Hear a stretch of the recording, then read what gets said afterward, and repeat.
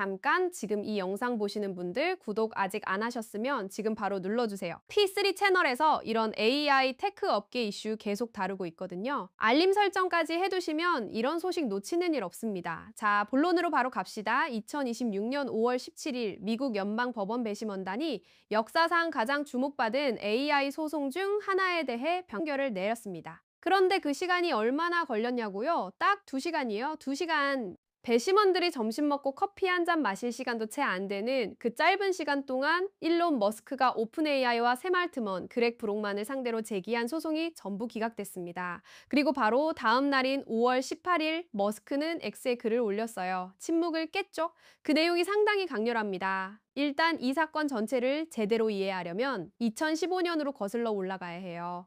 오픈 AI가 처음 세상에 등장했을 때 이야기입니다. 당시 오픈 AI는 비영리 단체로 출발했어요. 목표가 뭐였냐면 인류 전체의 이익을 위해 인공지능을 개발하겠다는 거였습니다. 거창하죠? 근데 이게 그냥 말뿐인 슬로건이 아니라 설립 헌장에 명문화된 미션이었어요. 이 단체를 공동 창립한 사람 중 하나가 바로 일론 머스크였습니다. 머스크는 초기 핵심 후원자였고 샘 알트먼, 그렉 브록만과 함께 이 프로젝트를 시작했어요. 그런데 머스크는 2018년에 오픈 AI를 떠납니다. 공식 이유는 테슬라와의 이해 충돌이었는데 테슬라도 AI 개발을 하고 있으니까요. 그 이후로 머스크와 오픈 AI 사이의 관계는 점점 틀어지기 시작했죠. 그러다 2024년 머스크가 소송을 제기합니다. 상대는 오픈 AI, 그리고 공동 창립자인 샘 알트먼과 그렉 브록만이었어요. 머스크의 주장은 이랬습니다. 알트먼과 브록만이 오픈 AI의 원래 비영리 미션을 저버리고 회사를 영리 구조로 전환하면서 거대한 기업 가치 평가와 마이크로소프트 같은 대형 파트너십을 통해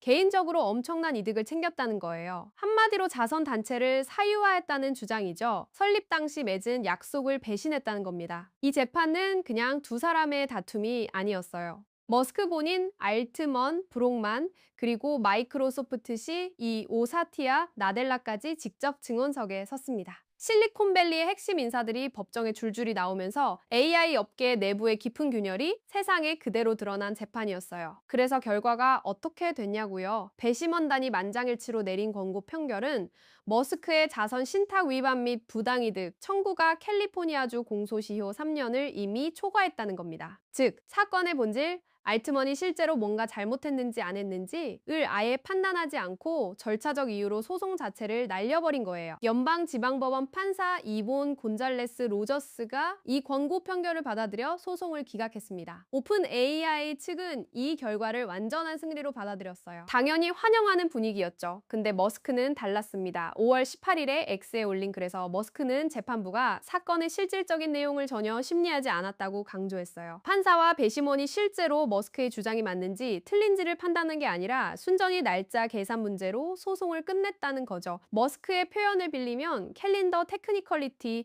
즉 달력, 계산 문제로 마무리됐다는 겁니다. 그러면서 머스크는 이렇게 썼어요. 알트먼과 브록만이 실제로 자선 단체를 가로채 자신들을 배불렸다는 건 사건을 자세히 들여다본 사람이라면 누구도 의심하지 않는다고요. 다만 유일한 쟁점은 그게 언제 일어났느냐였다고 했습니다. 공소시효가 언제부터 기산되느냐의 문제가 이번 재판의 전부였던 거예요. 그리고 머스크는 항소를 선언했습니다. 제9연방항소법원, 영어로 나인스스 일트 7Q 키우트 오브 더 어퓨스에 항소하겠다고 밝혔어요. 이유를 이렇게 설명했습니다. 자선단체를 이런 방식으로 약탈하는 행위에 선례를 남기는 것은 미국 전체의 자선 문화에 엄청난 해악을 끼친다는 거예요. 자선단체에 기부하는 사람들이 그 돈이 설립 취지대로 쓰인다고 믿을 수 없게 되면 아무도 기부를 안 하게 된다는 논리입니다. 오픈 AI는 인류 전체의 이익을 위해 설립됐다. 이 원칙이 형해화되어서는 안 된다는 거죠. 이 항소가 단순히 법적 다툼으로만 끝나지 않을 것이라는 분석이 나오는 이유가 있어요. 오픈 AI의 현재 기업 가치는 8천억 달러를 넘는 것으로 알려져 있습니다. 그리고 이 회사는 IPO를 준비 중이에요. 머스크의 항소가 계속된다면 그 불확실성이 기업 가치 평가와 상장 계획에 직접적인 영향을 줄 수 있습니다. 투자자 입장에서는 법적 리스크가 해소되지 않은 회사에 선뜻 베팅하기 어렵거든요. 그러면 머스크는 왜 이렇게까지 싸우는 걸까요? 비판적인 시각도 분명히 있어요. 오픈 AI 측은 이번 소송이 사실 머스크 본인의 비즈니스 경쟁 관계에서 비롯됐다고 주장해 왔습니다. 머스크는 자신의 AI 회사 XAI를 운영하고 있고 그게 오픈 AI와 영리와 직접 경쟁하는 구도거든요. 게다가 머스크 본인도 과거에 오픈 AI를 영리 구조로 전환하는 방안을 모색했다는 주장도 나왔어요. 그러니까 영리화에 반대한다는 명분 자체가 흔들린다는 시각이죠. 머스크를 지지하는 쪽에서는 이번 싸움이 비영리 단체의 거버넌스와 미션 충실성이라는 근본적인 문제를 건드린다고 봅니다. 실제로 오픈 AI가 마이크로소프트와 파트너십을 맺으면서 급격히 영리화된 건 사실이에요. 창립 당시 오픈을 표방했던 회사가 지금은 가장 강력한 AI 모델의 가중치를 공개하지 않는 대표적인 폐쇄형 기업이 됐죠.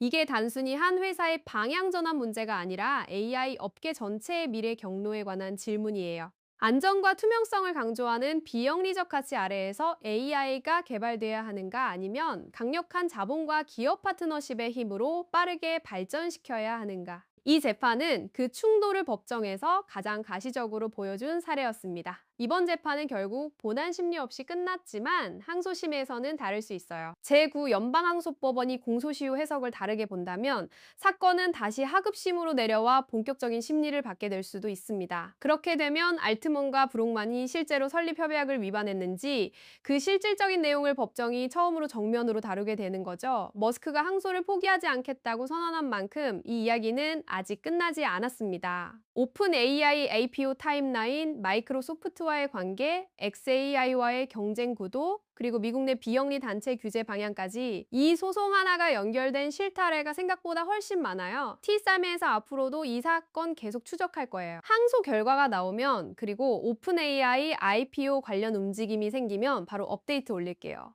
좋아요 한 번씩 눌러주시면 알고리즘이 이런 영상을 더 많이 퍼뜨려줍니다. 고맙습니다.